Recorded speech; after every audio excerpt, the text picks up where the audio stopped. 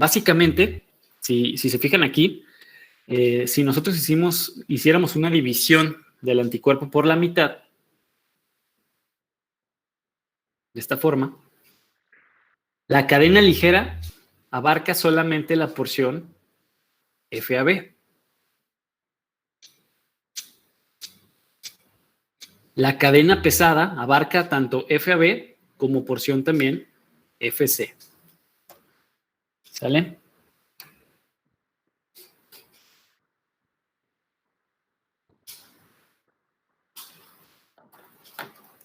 Entonces, la segunda división es por regiones, ¿sí? Lo que llamamos regiones variables y regiones constantes. Si se fijan, tanto cadena ligera como cadena pesada van a tener ambas regiones. En este caso, por ejemplo, tenemos la cadena ligera, tenemos una porción variable, ¿sí? Y una porción constante, ¿sí? En la pesada también vamos a tener su porción variable y todo esto será de la región constante, ¿va? ¿Qué implica la región variable? La región variable vamos a tener aquí presentes aminas y esta región es la que específicamente se va a unir a los antígenos. Se le llama región variable porque la genética de esta parte de la proteína es sumamente variable, ¿sí? Los genes se recombinan tanto para poder unirse a los diferentes tipos de antígenos que se van a encontrar. Esta región constante pues, siempre va a permanecer igual y es por eso que las células pueden reconocer esta porción y aquí vamos a tener carboxilos. ¿Sale? ¿Alguna duda con estas divisiones?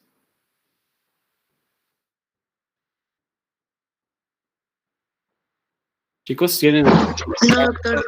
No, doctor. Muy bien. Entonces, continuamos. Esta es otra manera, este es otro esquema mucho más elaborado, ¿sí? Donde podemos ver todas las características que presenta el anticuerpo. Por ejemplo, vamos a la cadena ligera, que sería este de aquí. Esta cadena ligera ya veíamos que presenta aminas en su porción variable. Su porción variable haríamos esta división. En la porción constante, al final de la porción constante, presenta carboxilos y le vamos a nombrar BL y CL, haciendo alusión, ¿sí?, a variable light, que es ligera, o constant light.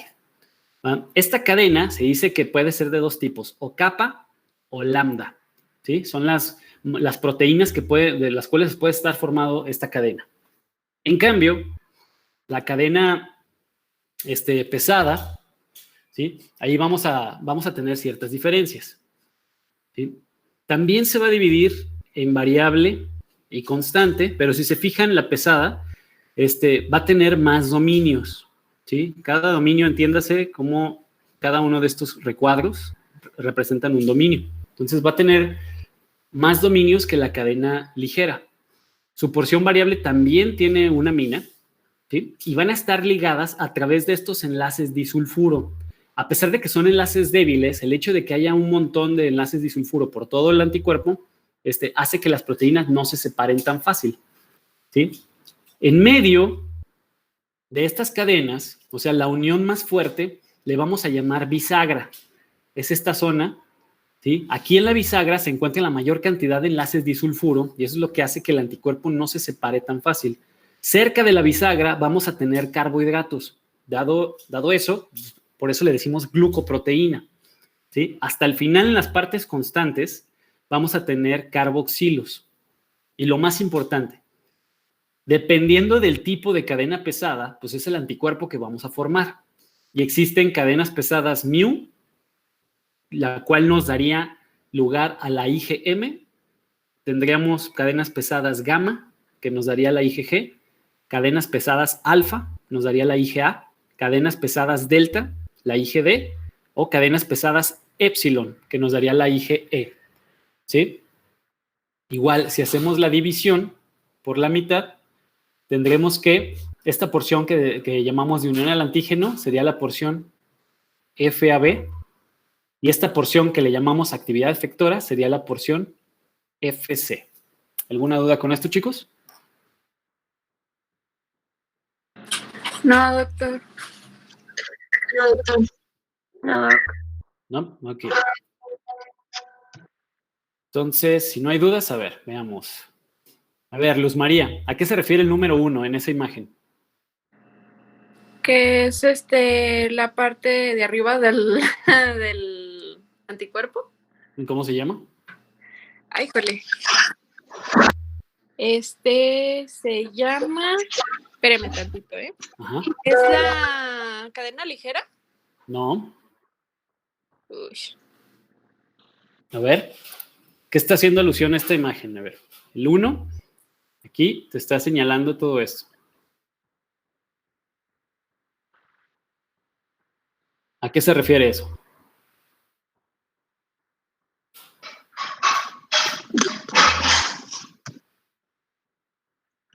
Doctor, esa es la porción FAB. Así es. Ajá. Esto es la porción FAB. ¿Sí? A ver, Sergio, ¿a qué se refiere el número 2? A la porción FC. Exactamente. Porción FC. Lilia, ¿a qué se refiere el número 3? ¿A la porción variable? No. A ver, No, chécalo no bien. es cierto. A la cadena ligera. ¿Tampoco? Sí, la cadena ligera. No, Cadena pesada. Cadena pesada, pues. Sí, porque se está señalando de todo esto, ¿no? Toda la que es continua hasta los carboxilos. ¿Va? Entonces es cadena pesada. Sonia, ¿a qué se refiere el número 4?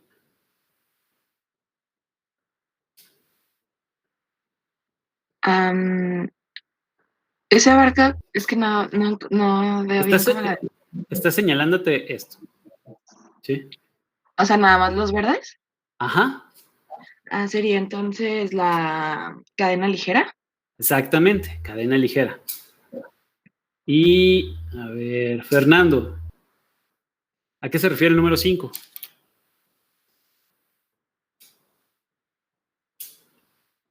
¿A la cadena de carboxilos? No, Sería la porción variable, profe. Porción variable. ¿no? exactamente, la porción variable, ¿sí? Que es lo que está encerrando el círculo. Fíjense, aquí están las aminas. ¿Sale? Sí, cierto. Pedro, ¿a qué se refiere el número 6? A la región constante. ¿No? A ver, chécale bien. ¿A la bisagra? Ah, perdón, a la bisagra. Exactamente, es la bisagra. Me confundí. ¿Sí? Que es la región donde se encuentra la mayor cantidad de enlaces disulfuro. ¿Va? Entonces, no hay dudas, ¿verdad? Ya todo el mundo sabe distinguir la anatomía de un anticuerpo. ¿O a alguien le quedó alguna duda con esto? Doctor, todos los anticuerpos van a ser constantes. Quiero decir que todos van a tener las mismas porciones. No es como que dividamos que unos tienen cadena ligera y otros no. O sea, todos van a tener las mismas partes siempre. Sí, siempre van a tener las mismas partes. Lo único que va a variar entre anticuerpos es que habrá algunos, por ejemplo, tenemos que tiene 1, 2, 3 dominios constantes y uno variable, ¿sí? Habrá quien tenga 4 dominios constantes, es decir, un tramo más acá y uno variable. Lo único que puede variar es eso, la extensión, qué tan grande o qué tan pequeño puede ser el anticuerpo. Pero en sí, sería un esquema general para todos los anticuerpos.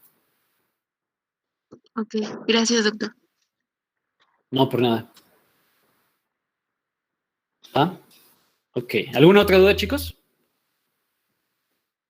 ¿Todo claro? Muy bien. Entonces, ahora, tenemos una manera de escribir diferente a estos anticuerpos. Por ejemplo, la IgG nos dice que su cadena pesada es gamma y que hay subclases de esta cadena gamma. En teoría, hay cuatro subclases de cadena gamma. Esto nos está diciendo que tenemos 4 tipos de IgG, ¿va? Su cadena ligera nos dice que puede ser kappa o lambda, y que si escribimos nosotros la fórmula, sería un monómero, ¿sí? Porque estamos señalando gamma 2, capa 2. ¿Esto qué nos está diciendo? Pues que es un monómero de IgG, pero lo podemos hacer un poquito más complejo. Por ejemplo, si yo pongo gamma 3 a la 2, capa 2, ¿qué te estoy diciendo? Pues que este es una IgG tipo 3. Estoy diciendo que es un monómero de IgG tipo 3. ¿Ok? Si yo te pongo gamma 4 a la 2, lambda 2, ¿qué te estoy diciendo? Pues fácil, que es una IgG tipo 4, es un monómero, ¿va? Hablando de la IgM, su cadena pesada es mu, ¿sí? Nos dice que no tiene subclases, su cadena ligera, kappa o lambda, y tiene una fórmula un poquito más compleja, ¿sí? Donde nos dice que mu2, kappa 2 a la n, donde n es 1 o 5. ¿A qué se referirá esto? A ver, Jocelyn, ¿qué entiendes tú que sea 1 o 5?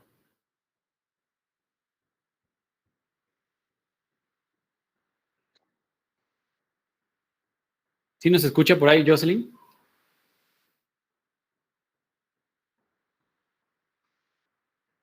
Se nos quedó dormida Jocelyn. Bueno, si por ejemplo decimos que n es a la 1, ¿sí? Estamos hablando de un monómero. Pero si n es igual a 5, estamos hablando de un pentámero. Lo explico. Si hablamos de un monómero, estamos diciendo que la IgM pues es un solo anticuerpo, ¿sí? Como lo veríamos de manera normal. Pero si hablamos de que n es igual a 5, entonces hablamos de que hay 5 anticuerpos pegados y así los vamos a encontrar en circulación. Como lo veíamos en complemento, las fotos que veíamos del complemento de la IgM, que parecía como una araña. Entonces, un pentámero lo veríamos así. Doctor, y en ese aspecto, ¿hasta qué número puede alcanzar, por decirlo, la forma de la cadena de los anticuerpos? Porque, por ejemplo, usted menciona que es un pentámero. Puede llegar a ser, por ejemplo, un octágono, algo así. No. De hecho, son las únicas combinaciones en la IgM de 1 o de 5. No hay otra combinación posible. Pero más bien yo le preguntaba en general. No. De hecho, lo único que puede tener más combinaciones es la IgA. ¿Sí? Ok. En general, todos los anticuerpos se llegan a aglomerar, pero hacen como, o sea, ya no de forma ordenada, sino se hace un cúmulo de proteínas. A esto llamamos inmunocomplejo, ¿sí? Okay. Y estos se tendrán que eliminar por fagocitosis. Si no se eliminan por fagocitosis, entonces pasan todos los filtros de la sangre hasta llegar a los riñones. El problema es que cuando llegan a los riñones, esos inmunocomplejos, recordemos que las nefronas tienen una forma algo así. Entonces, en la nefroma se puede atorar tanto en los túbulos contorneados distales como proximales. Y ahí la nefrona caería en apoptosis y eso te llevaría a una falla renal crónica. Ok.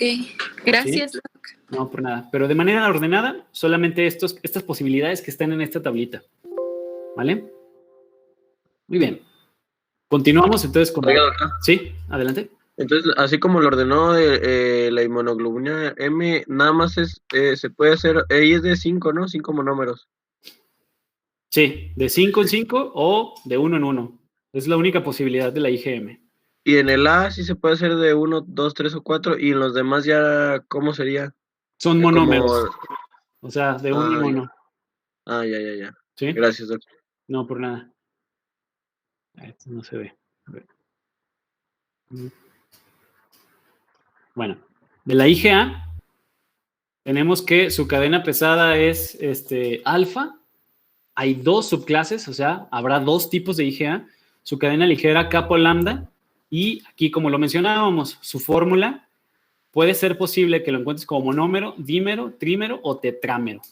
La forma más común de la IgA es como dímero. Es decir, que vamos a encontrar a la IgA de 2 en 2, agrupadas de 2 en 2 solamente, a través de una cadena que llamamos péptido J. ¿Sí? Así veríamos a la IgA. ¿Estamos de acuerdo? Muy bien. Y ya las últimas, que es la IgE y la IgD, estas dos será epsilon y delta, su cadena pesada respectivamente, no tienen subclases. Sus cadenas ligeras pueden ser kappa o lambda y sus fórmulas son de monómero. ¿Sí? Son sencillas, igual que la IgG. ¿Vale? ¿Alguna duda con esto, chicos? Está muy sencillo. Yo, doctor, Sí, adelante. tengo una duda acerca de las cadenas ligeras que pueden ser kappa o lambda. La diferencia entre kappa y lambda, ¿cuál sería? Los giros que toma la proteína. No sé si recuerdan en bioquímica que veían que, por ejemplo, una proteína decían, pues es que la proteína es lámina beta, ¿sí? Y tomaba unos giros, algo así, ¿no? Y luego te decía, es lámina alfa, y tomaba un giro, algo así. ¿Sí? Entonces, dependiendo de la figura que adopte la proteína, le vamos dando una letra. ¿A qué se refiere con kappa o lambda? Pues es que tu cadena puede estar un poquito más suelta, algo así, o un poquito más enrollada, algo así. ¿Sí? Solamente eso es lo único que te está diciendo, ¿no? O sea, que puede tener giros kappa o giros lambda. ¿Sí? Ok. Pero no implica más allá de eso. Ahora, lo que te está diciendo con las fórmulas es que todos los anticuerpos, sus dos cadenas ligeras pueden ser kappa o sus dos cadenas ligeras pueden ser lambda. ¿Sí? Pero eso no tiene tanta relevancia porque quien toma la importancia es la cadena pesada, ya que gracias a la cadena pesada, ahí sí las funciones van a cambiar un poquito. ¿Vale? Ok, doctor, gracias. No, por nada. Bueno, esto es como un esquema más allegado a la realidad de cómo se vería un anticuerpo. Si podemos ver aquí, tenemos una cadena pesada, continúa por acá y da este giro, ¿no? Esa sería una cadena pesada. La segunda cadena pesada la tendríamos aquí, todo esto. Y las otras, esta sería una cadena ligera y otra cadena ligera por acá. ¿Sí? Si se fijan, aquí en la región de la bisagra, aquí se encuentran los carbohidratos. Tal cual lo podemos ver en este esquema. ¿Sí? Pero para manera simplificada, siempre dibujamos al anticuerpo como una Y para no hacernos tantas bolas, ¿no? Es mucho más fácil esquematizar el anticuerpo de esa forma, ¿sí? Que estar haciendo estas figuras. ¿Va? Muy bien. Ya habíamos visto que si dividimos al anticuerpo en dos, pues lo vamos a tener en dos porciones FAB y FC. Y también otro concepto de los anticuerpos son las mezclas de anticuerpos que podemos llegar a tener. Y seguramente han escuchado de los anticuerpos policlonales y los anticuerpos monoclonales. Entonces, lo explico. Imaginemos que tenemos una bacteria y si vemos de cerca una bacteria, no va a tener bordes regulares, sino va a tener un montón de bordes irregulares, esta bacteria, ¿no? Entonces, si a esa bacteria se le acercan distintas células B, ejemplo, la primera célula B, digamos que reconoce esta parte, ¿sí? Este es un epítope.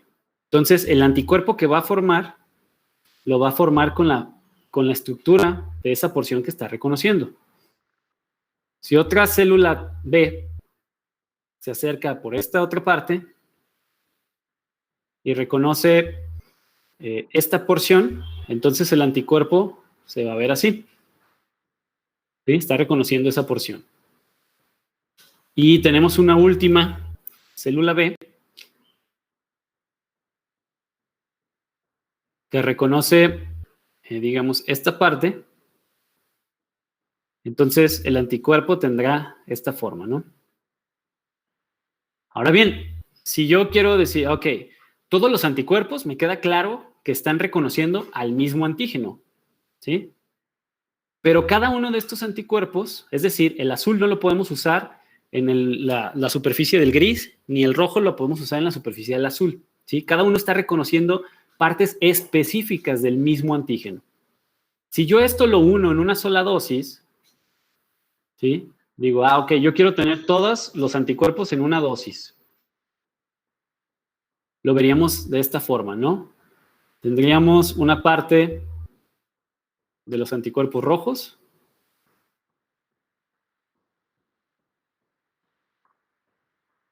Otra parte de los anticuerpos azules.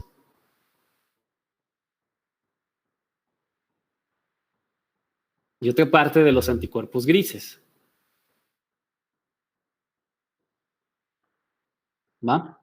A esto nosotros le vamos a llamar anticuerpos policlonales. ¿Por qué? Porque estamos agarrando varias clonas, o sea, diferentes clonas de células B que nos están dando diferentes anticuerpos, aunque sea para el mismo antígeno, ¿sí? Es una variedad de anticuerpos que reconocen diferentes zonas del mismo antígeno. En cambio, si yo digo, ¿sabes qué? Yo solo quiero anticuerpos azules, ¿sí? Y toda mi dosis quiero que sea de anticuerpos azules. Entonces a esto le vamos a denominar anticuerpos monoclonales, ¿sí? Si yo te digo, tienes dos opciones, tienes 10 unidades de monoclonales y otras 10 unidades de policlonales, ¿cuáles le pones al paciente? ¿Cuál crees que sea la más efectiva? Las policlonales. ¿Por qué los policlonales? Porque se van a situar en diferentes partes del antígeno. Ok, estoy de acuerdo. ¿Alguien que difiera? Que diga, no, los monoclonales son más chidos. Pues no sé si podría ser que los monoclonales son más directos, ¿no? Porque es una sola... Pero no sé, yo también me iría más por poli. ¿Sí? Entonces, si tú tienes estas dos opciones, le das policlonales al paciente. Va. Pues déjenme les digo que los más chingones son los monoclonales. ¿Sí? Los policlonales, de hecho,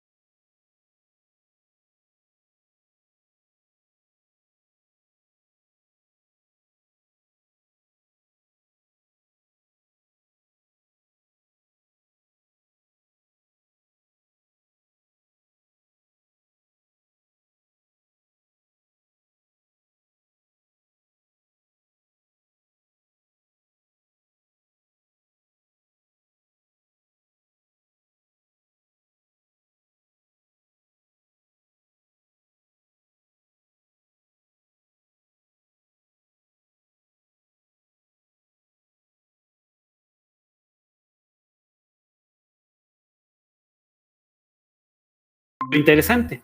Cuando se hacen los anticuerpos, primero se estudia el antígeno y ven toda la genética del antígeno y definen, ¿sabes qué? Esta parte es una porción constante del antígeno que no puede mutar. Entonces, hacemos el tratamiento para esa porción. Por eso existen diversos anticuerpos monoclonales en la clínica, que podemos estar nosotros recetando. ¿Sí? La mayoría de estos anticuerpos monoclonales se da para tratamientos con cáncer. Por ejemplo, estoy buscando uno, no me acuerdo cómo se llama, se me olvidó es un anti-CD20, rituximab se llama. ¿Sí? En la clínica, aquí en México, venden uno que se llama rituximab.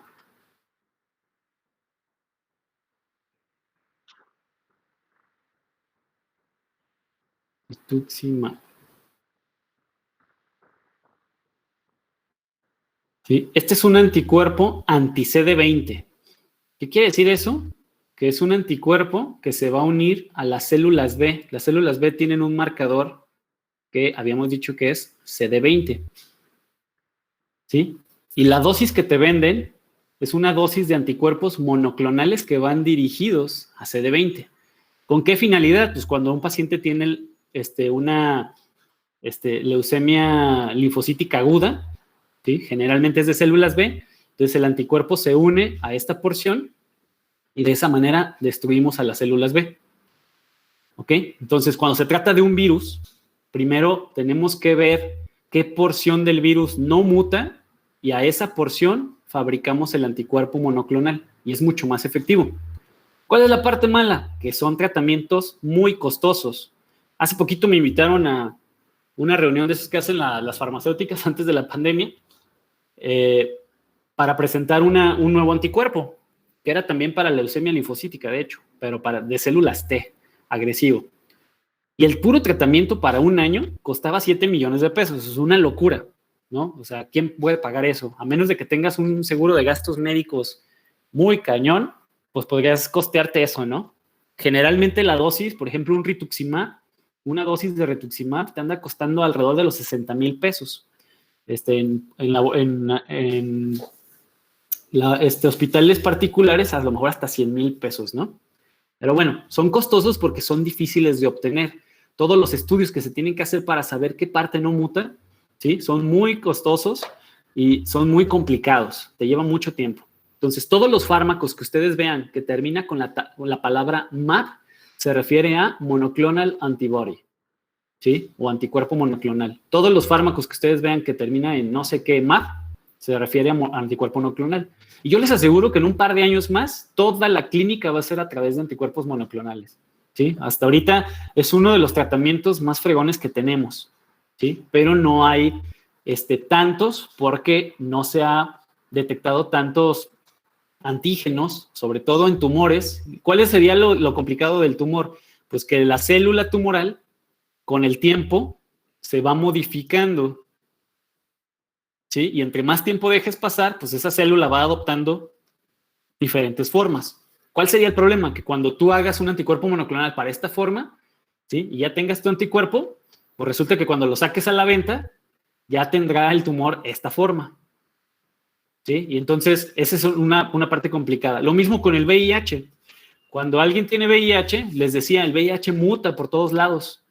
Entonces, de aquí que saquen un anticuerpo monoclonal para la venta, el VIH ya mutó miles de veces y ya no va a ser el mismo y por lo tanto tu anticuerpo ya no va a servir. Y no es factible hacer policlonales para VIH porque menos va a funcionar, ¿no? Las dosis siempre van a ir a la baja. ¿Sí queda claro este concepto? ¿O a alguien le quedó alguna duda?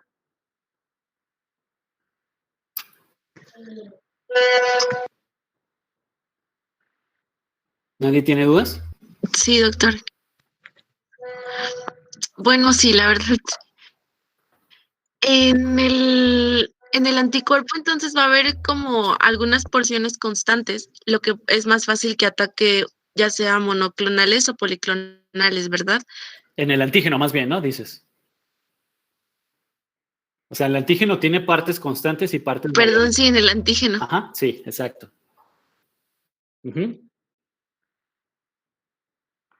¿Esa era tu duda? ¿O no te entendí bien? Perdón. Gracias, doctor. Creo que era eso porque no podía entender bien. Ok, sí, es que recordemos. Sí, es que no podía entender bien por qué era mejor monoclonales. Sí, nada más. Ok.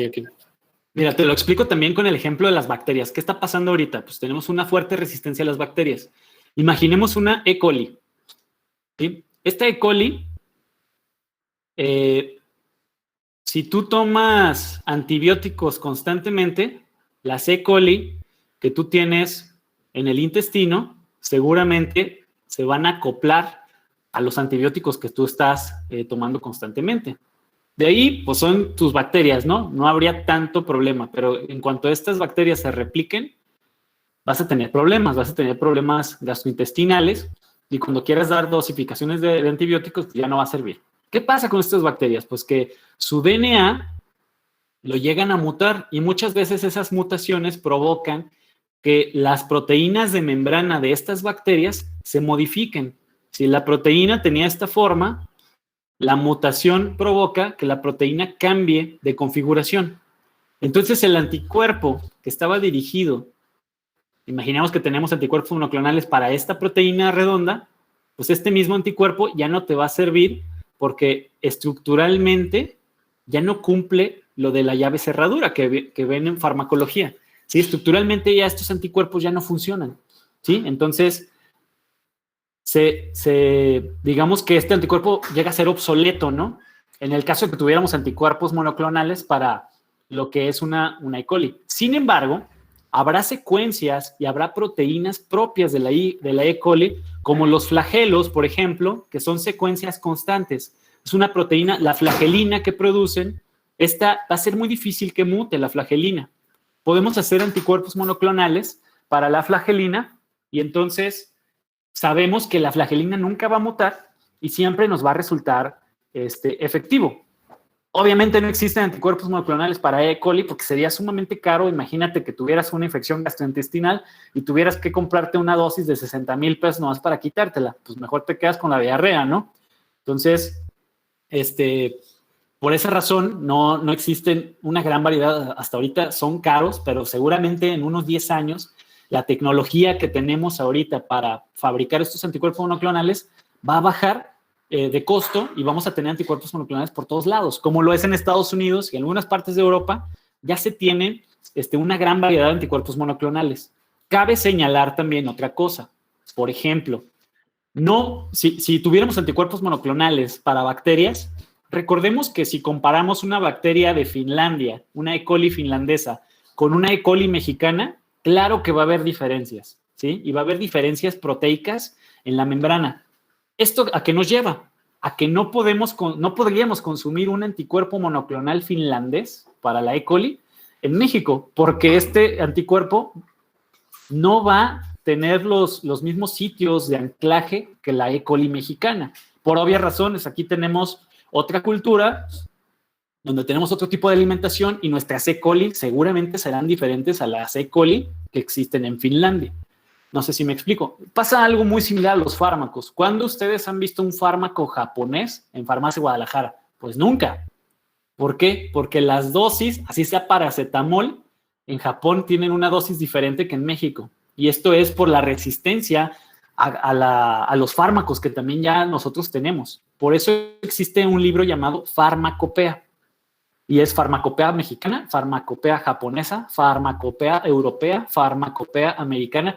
Cada país tiene su receta de cocina de cómo fabricar los fármacos, sobre todo a qué dosis, ¿sí? Porque estamos acostumbrados a diferentes cosas.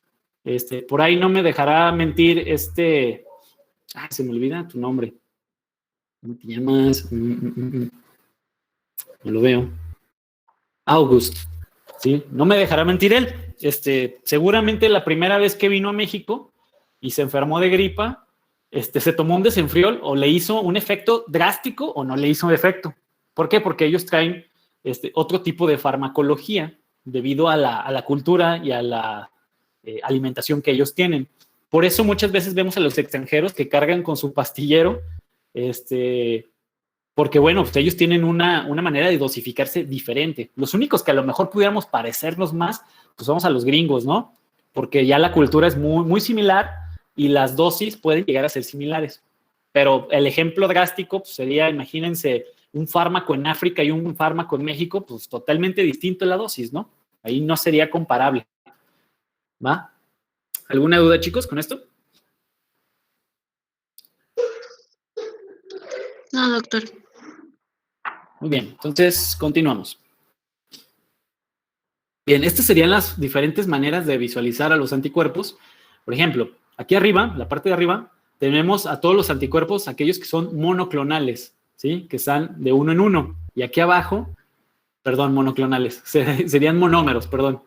Y acá, en el caso de la IgA, que sería un dímero, o sea, de 2 en 2, o en el caso de la IgM, un pentámero, de 5 en 5. ¿Sí? Y si los delimitáramos, pues tendríamos aquí sería un monómero, entonces ya vemos los 5, ¿no? Que están todos, fíjense, anclados por sus porciones FC. A través de este péptido que llamamos cadena J, que la J es de join, ¿sí? Este péptido une todas las FC, al igual que en la IgA, también la cadena J, o join chain, ¿sí? Es lo que está uniendo las porciones FC. ¿Ah? Y bueno, rápidamente vamos con la IgM. La IgM, ¿sí? Es un anticuerpo, ojo aquí, es el primer anticuerpo que se secreta en un recién nacido, ¿sí? Este primer anticuerpo que se secreta en el recién nacido, no confundamos con que es el anticuerpo más abundante, no. ¿Por qué decimos que en el recién nacido? ¿Sí? En el recién nacido, su primera inmunidad, recordemos que viene de la mamá y es una IgG, ¿sí? Pero sus primeras células B que produce ese recién nacido, ¿sí? Como están en desarrollo y tienen que protegerse, producen IgM, ¿sí? Y a lo mejor en el recién nacido va a ser la más abundante, pero si ahorita hacemos un esquema de anticuerpos en ustedes, ahorita ya en su vida adulta, podremos observar que es el que menos tenemos. Va a estar del 5 al 10% del total de anticuerpos, ¿sí? Y vamos a tener dos maneras de secreción de la IgM, lo que llamamos IgM natural, que también lo conocemos como polirreactiva, y la IgM inmunológica, que lo conocemos como anticuerpo selectivo. Explico la diferencia. Una IgM natural o polirreactiva va a ser un anticuerpo que no es específico. ¿Qué quiere decir esto? Va a ser como un receptor tipo TOL. Es decir, se le va a poder unir una bacteria o un parásito, o se le va a poder unir un virus. O sea, no hay una selección específica y no va a ser tan útil porque si tenemos ahí específicamente una Salmonella typhi, pues a lo mejor ese anticuerpo no se puede unir selectivamente, ¿sí? Entonces, funciona como un policlonal, vaya. Este IgM natural va a ser secretado por las células llamadas B1A, que se encuentran mayormente en el vaso y su CD característico va a ser el CD5 positivo. ¿Okay? Siempre que hablamos de una célula CD5, pues entendamos que es una célula B que se encuentra en el vaso. En cambio, la IgM inmunológica, esta sí va a ser selectiva. Esta se va a producir cuando tengamos el antígeno fulano, ¿sí? Antígeno X, y entonces la célula B esté en contacto con ese antígeno X y produzca una IgM específica para este antígeno X, ¿sí? Y esta la van a producir las células B circulantes. Y el receptor de las inmunoglobulinas M, ¿sí? Será un receptor llamado FcMR, ¿vale? Quiere decir que todas las células que tengan este receptor FcMR podrán anclar una IgM. ¿Estamos de acuerdo? Ok. Chicos, le vamos a tener que dejar hasta aquí. Es que me está hablando el director ahí de Ciencias de la Salud, que si me puedo unir ahorita a una junta rápida. Y bueno, voy a tener que cortar la clase aquí en este momento y la siguiente clase vemos rápido